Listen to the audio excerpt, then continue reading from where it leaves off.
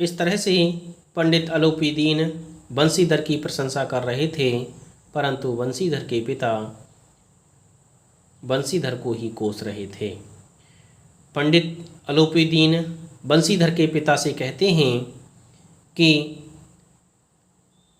कुल तिलक और पुरुषों की कीर्ति उज्जवल करने वाले संसार में ऐसे कितने धर्मपरायण मनुष्य हैं जो धर्म पर अपना सब कुछ अर्पण कर सकें।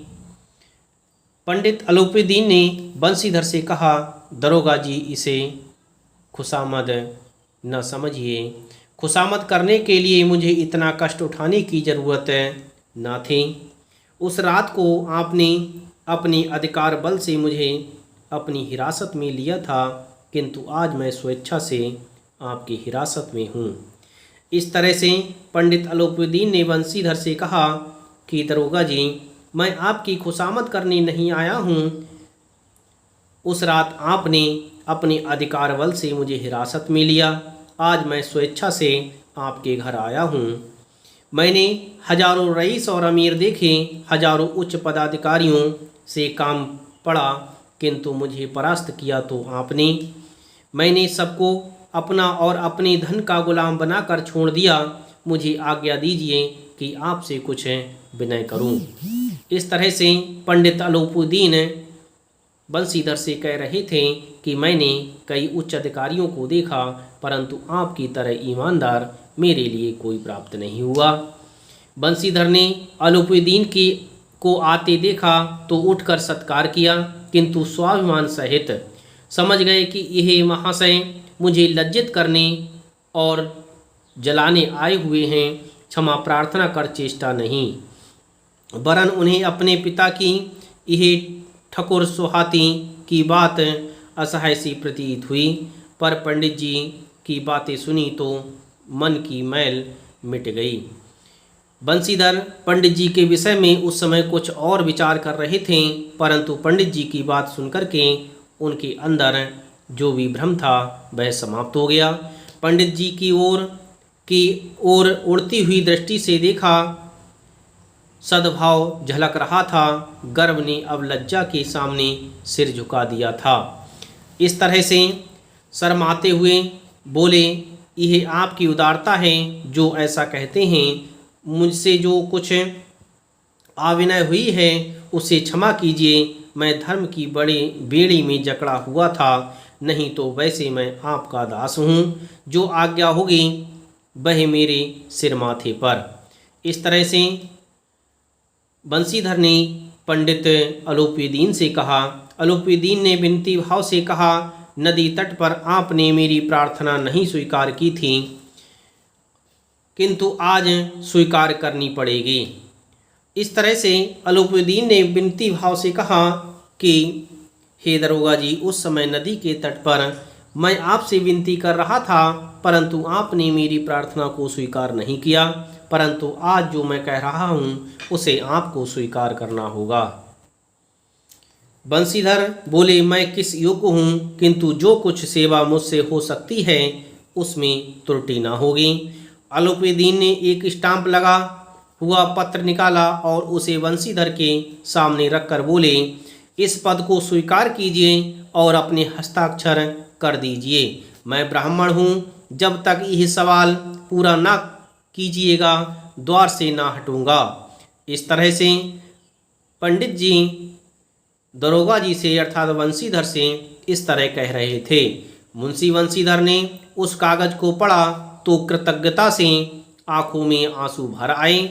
पंडित अलोपीदीन ने उनको अपनी सारी जायदाद का स्थायी मैनेजर नियुक्त किया था। इस तरह से पंडित जी ने जब बंशीधर को पत्र दिया, पत्र पढ़ करके उस कागज को पढ़ करके बंशीधर की आंखों में कृतज्ञता के आंसू आ गए, क्योंकि अलोपीदीन ने अपनी सारी जायदाद का स्थायी मैनेजर उन्हें नियुक्त कर दिया था। 6000 वार्षिक वेतन के अतिरिक्त रोजाना खर्च अलग, सवारी के लिए घोड़े, रहने का वो बंगला, नौकर चाकर मुफ्त। कंपित स्वर में बोले, पंडित जी, मुझ में इतना सामर्थ्य नहीं है कि आपकी उदारता की प्रशंसा कर सकूं, किंतु मैं ऐसे उच्च पद के योग्य नहीं हूं। इस तरह से बंसीधर ने पंडित अलौपीदीन से कहा। अलौपीदीन ने हंसकर बोले, मुझे इस समय एक अयोग्य मनुष्य की ही जरूरत है। बंसीधर ने गंभीर भाव से कहा, यूँ मैं आपका दास हूँ। आप जैसे कीर्तिवान सज्जन पुरुष की सेवा करना मेरे लिए सौभाग्य की बात है, परंतु मुझ में ना विद्या है, ना बुद्धि है और ना ही वह स्वभाव जो इन त्रुटियों की पूर्ति कर देता है। ऐसे महान कार्य के लिए एक बड़े मर्मज्ञ कहते हैं, मर्म माने हृदय को, अज्ञ माने जानने वाले, हृदय को जानने वाले अनुभवी मनुष्य की जरूरत है। आप किसी अनुभवी मनुष्य को लेकर आइए, वही इस पद के योग्य होगा।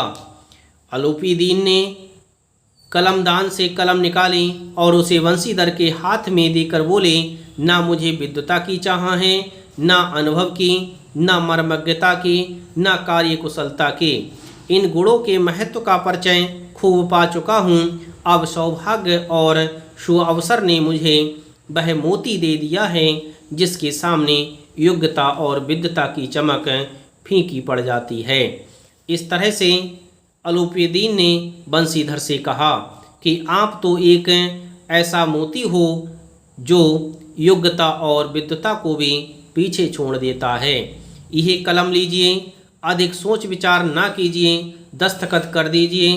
परमात्मा से यही प्रार्थना है कि वह आपको सदैव वही नदी के किनारे वाला बुमोरवत उद्दंड कठोर परंतु धर्मनिष्ठ दरोगा बनाए रखे। इस तरह से पंडित अलौपीदीन ने दरोगा जी अर्थात बंसीधर से कहा। बंसीधर की आंखें डबा आई। बंसीधर की आंखों में स्नेह के आंसू आ गए। हृदय के संकुचित पात्र में इतना एहसान न समा सका। एक बार फिर पंडित जी की ओर भक्ति और श्रद्धा की दृष्टि से देखा और कांपते हुए हाथ से मैनेजरी के कागज पर हस्ताक्षर कर दिए। अलौपीदीन ने प्रफुल्लित होकर उन्हें गले लगा लिया। इस तरह से अलौपीदीन ने उस कागज के हस्ताक्षर हो जाने पर प्रफुल्लित होकर के, प्रसन्न होकर के बंसीधर के लिए अपने गले से लगा लिया। डियर स्टूडेंट्स, इस तरह से मैंने आपको यह चैप्टर अच्छी तरह से पढ़ा दिया। मुझे पूर्ण विश्वास है कि आपने पंडित अलौपीदीन और बंसीधर के चरित्र को अच्छी तरह से समझ लिया होगा। अब मैं आपको इस पाठ की अभ्यास प्रश्नावली लिखाऊंगा जिसे आप ध्यान से अपनी कॉपी में लिखेंगे।